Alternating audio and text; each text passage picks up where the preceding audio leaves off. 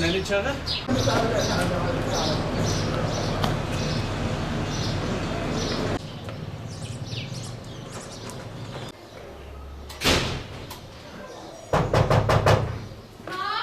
Umut Kervanı.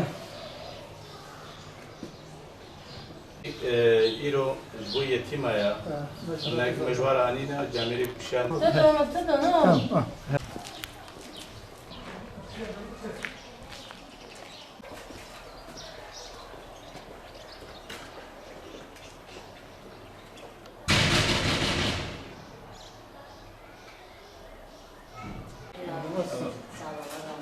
Çocuklar evde midirler?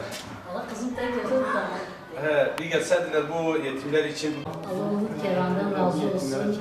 Bu yetimler gününde de yetimleri unutmadı. Kızımı unutmadı. Allah razı olsun.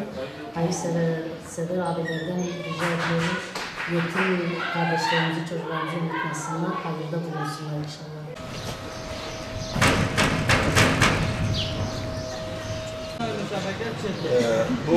Bugün yetimler günüdür. Bu yetimlere yönelik bir nakli yardımda bulunmak istedik. Onun için bize dua edin. Bir de bu yardım edenlere dua ederseniz. Allah razı olsun. Teşekkür ederim. Euzubillahimineşşeytanirracim. Bismillahirrahmanirrahim. Bugün Ramazan'ın 15. günü Yetimler Günü olarak ilan edilmiş. Bundan dolayı biz de Siirt Umut Kervanı olarak yetimlerimize nakdi yardımda bulunmak istedik.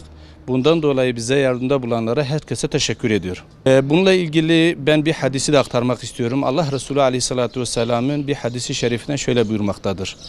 Diyor, eğer insan sırf Allah rızası için bir yetimin başını okşadığı zaman o çocuğun o eli değdiği o teline kadar Allahu Teala ona sevap yazılır.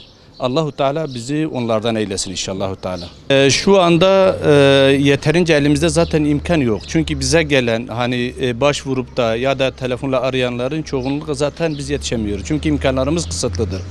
Bundan dolayı biz istiyoruz ki bu hayırsever olan işte Sirtli olup da buradaki fakirlere sahip çıkmak isteyenlere bize ulaşıp biz de bunlara yardımcı olabilelim.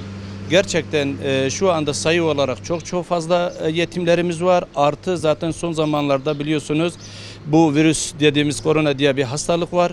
Bu hastalıktan dolayı çoğu insanlar işsiz kalmış, evlerinden çıkamıyorlar ve sürekli bizi arıyorlar. Lakin imkanlar olmadığından biz hepsine ulaşamıyoruz. Bizim burada onlara tek istediğimiz, ricamız şudur. Bize yardımcı olsunlar. Biz de o fakirlere, o kimsesizlere, o yetimlere biz de yardım edelim.